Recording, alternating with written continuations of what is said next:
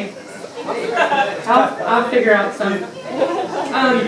So a little bit before we get started, I have about a 15, 20-minute set planned for you, but I am a person who stutters, so I'll try to be done in under an hour. Is that okay? I'll be completely honest with you, I have all of my jokes written on my arm. Don't sweat. But I prefer if you thought of it as like a cool tattoo or something. Okay, so don't look up here if you want to be surprised. All right, so this is my first time doing stand-up. Yeah. Yeah, well, this is good. This is it's going very well so far. Okay, so this is my first time doing stand-up. It's interesting because when you tell somebody, can I move around?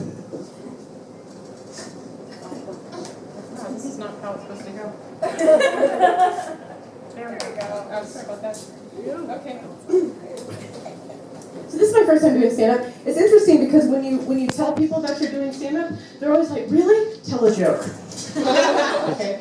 And that's really not fair. You know, it's not fair because in no other hobby or profession do you tell somebody what you do and they immediately put you on the spot. Okay? You don't hear people saying like, "Oh, you're a baker? We'll bake a cheesecake right now." You're a farmer? Plow this field. You're a painter? Paint something. You're a lifeguard? Give me mouth to mouth. No one says stuff like that. It's not funny. It's not there. Let's see. I did tell one friend what I was doing tonight, and she was like, "Really? You?" I'm not sure if that was the best time. She did laugh.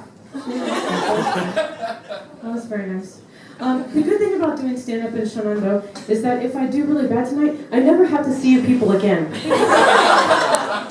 If I'm walking down the street and I see you coming from the other direction, I can just hide behind a pile of trash or something. Put your nooses down. I would say trash can if they were in the States. It's okay. That's fine. Okay. I do love the public transportation in Korea. I really like it. It's good, right? It's cheap. It's convenient. I don't have to drive. That's good for everybody. That's what I look forward to in a public transportation system. I don't have to drive. There is one thing, though. There's one thing I've noticed. I don't know if you've noticed. The bus drivers, they seem to be in a bit of a hurry. Yeah. When I first got to Korea, I thought all bus drivers were auditioning for a part in Speed 3. I used to think that Korea probably had a really high pedestrian fatality rate, and then I Googled it, and I was right.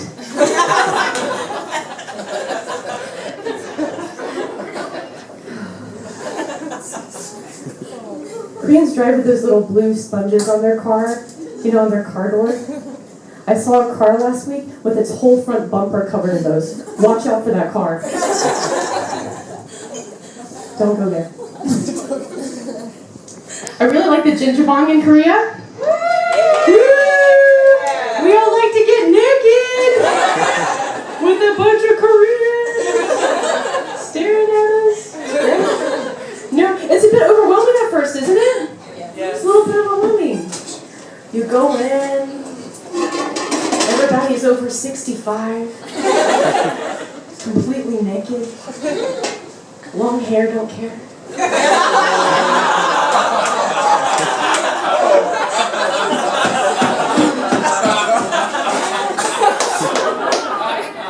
Ajumas have no problem displaying their ajuma. I will say that.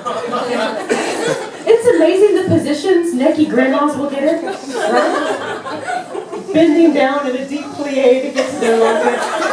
Right. Spread eagle. On the public bench I would like to use. Popping a Korean squat on the other one I'd like to use. Drying off. And a host of other positions I'm not going to do clothed. I'm not going to do it. So I've been working out. Well, I've been doing yoga. I don't know if that counts. It always feels kind of like you're cheating. You know, like you never actually start working out. You kind of stretch and you take a deep breath, and then you stretch some more, and then you take a deep breath, and then you stretch and then you're done. So I go home and my husband's like, hey, did you work out today? No, but I almost did for 45 minutes.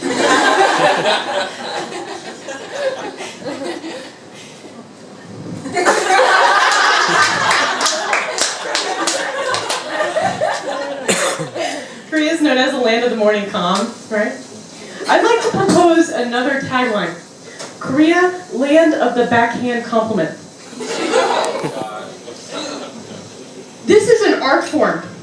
Okay, Korea has perfected this. In no other country do you feel more terrible about yourself than after you receive a compliment. I got my hair cut last year, and I walked into my school, I walked into my office. I thought it was Extreme Makeover Tera edition. My co-teachers, they're like, wow, so much better. So much better. Are you gonna keep it? Are you gonna keep it so much better? My head teacher, she's like, your hair was like this. Now nice. I walk into my classroom, my kids start the slow clap. Teacher's so beautiful! So much better! And I leave like, damn, what did I look like before? Things get lost in translation a little bit in Korea. Lost in translation a little bit. My program assistant, right, he came to my apartment when I moved in. He was trying to show me how the intercom worked. He's like, press this button if you want to see outside. Press this button if you want to talk outside. Press this button and the secret man will come. The what? Press this button and the secret man will come.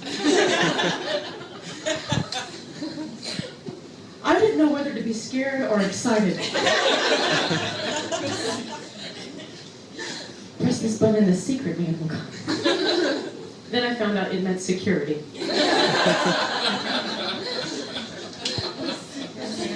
I just use the intercom now so I don't have to talk to Jehovah's Witnesses. It's okay. It's not that I don't like them. I just have to put on pants every time they open the door.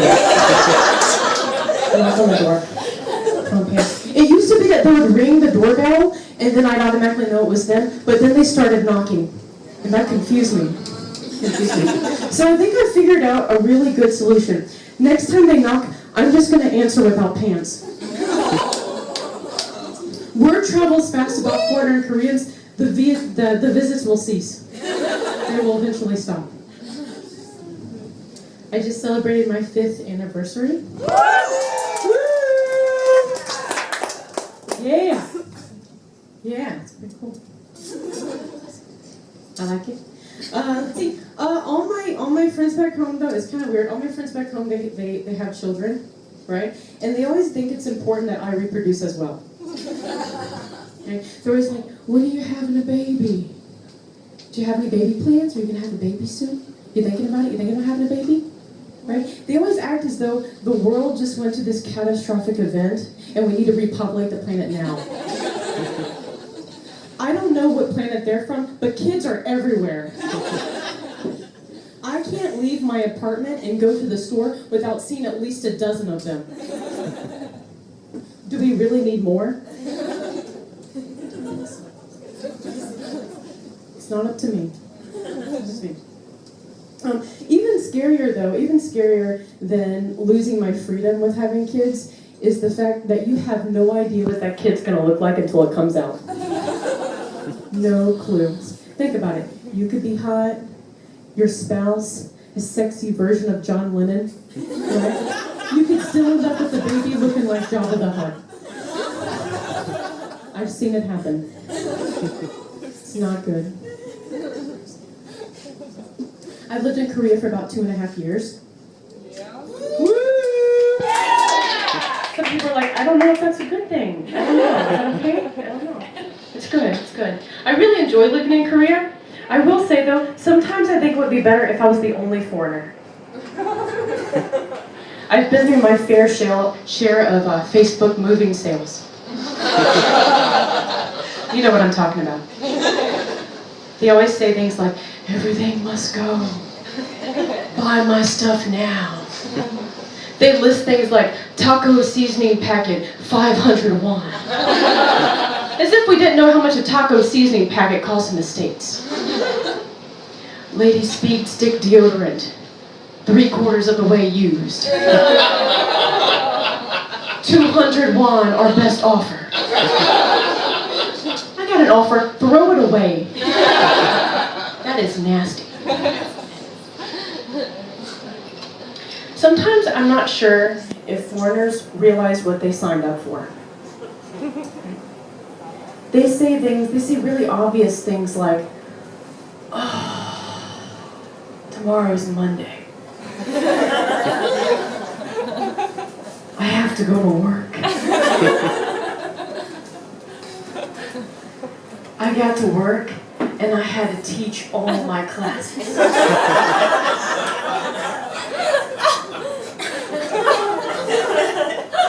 I don't know if they know what they signed up for. It's a bit unsettling. I shouldn't be too hard on them though. I know that not everybody's dream job is to be a teacher. I know what my dream job is, celebrity chef.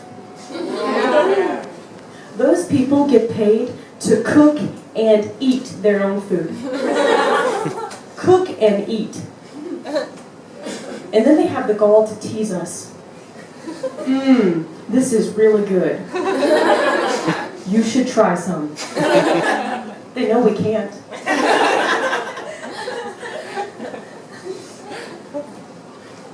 I think celebrity chefs, though, are starting to get lazier.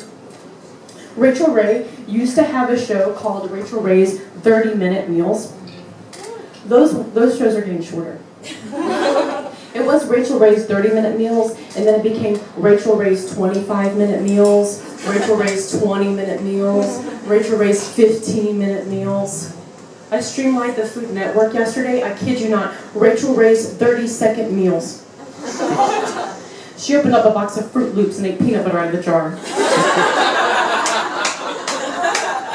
That's a good gig. That's a pretty sweet gig. I bet you never hear celebrity chefs say things like, oh, I gotta go to work tomorrow. I gotta cook and eat it. Thank you very much, guys. That's all I have for you.